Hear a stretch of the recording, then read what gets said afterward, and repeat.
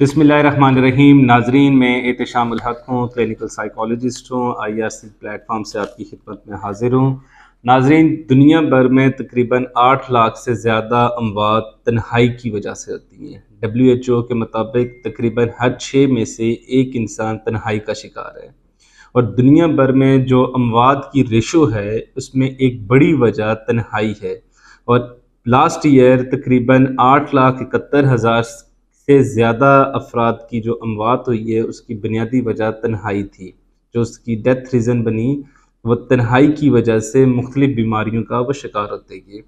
तन्हाई ना सिर्फ आपकी जिस्मानी सेहत को ख़राब करती है बल्कि आपकी नफसियाती और आपकी जो नफसियाती सेहत है उसके अंदर भी बहुत बड़ा खलल पैदा करती है।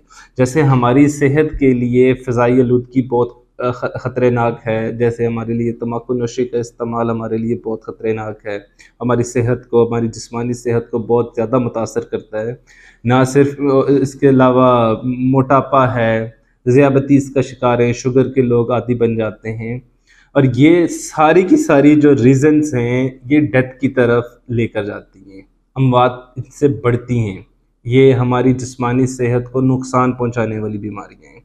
इन्हीं में से एक ऐसा मसला WHO ने हमारे सामने पेश किया कि वो अफराद जो तनहा हैं, जिनका समाजी राब्ते कम हैं, जो लोगों के से ज़्यादा नहीं मिलते, जो एक सोशल विड्रॉल का शिकार हैं, उनकी सोशल गैदरिंग नहीं होती, उनके पास अच्छे दोस्त नहीं हैं, उनके पास फैमिली नहीं है, वो लोग नहीं हैं जिससे वो अपना दुख सुख को बांट सकें, वो लोग नहीं हैं जिनकी से वो अपनी खुशी का इज़हार कर सकें, वो लोग मौजूद नहीं हैं जो आपस के अंदर उनके मेल जोल की वजह से वो अपने मसाइल उनके सामने रख सकें।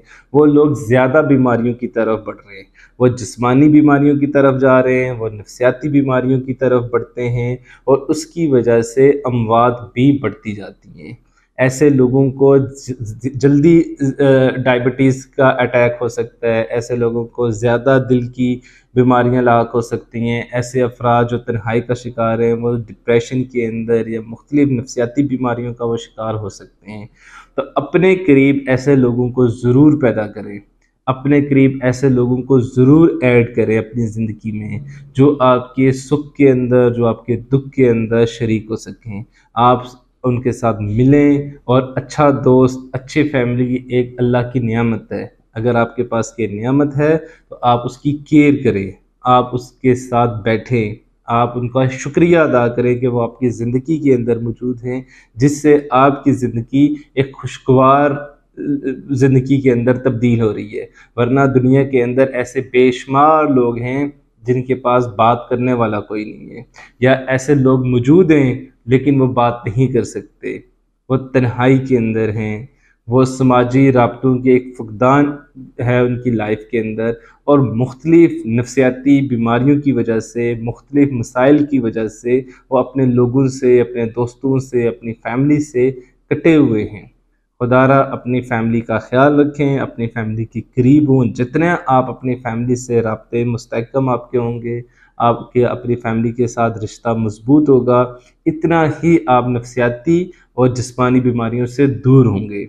और अगर खुदा न खास्ता आप किसी भी मसले का शिकार होते हैं तो आपके करीब ऐसे स्ट्रॉन्ग मोटिवेटेड लोग मौजूद होंगे जो आपको उन मसाइल से बचा सकते हैं, आपको उन मसाइल से वो निकलने में मददगार आपके लिए साबित होंगे।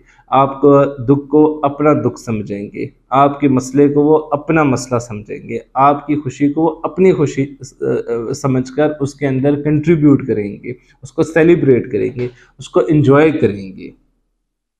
तो मेरी आपसे ये रिक्वेस्ट है कि अगर आपके पास करीबी दोस्त हैं जो आपका ख्याल रखते हैं तो उनका शुक्रिया अदा करें।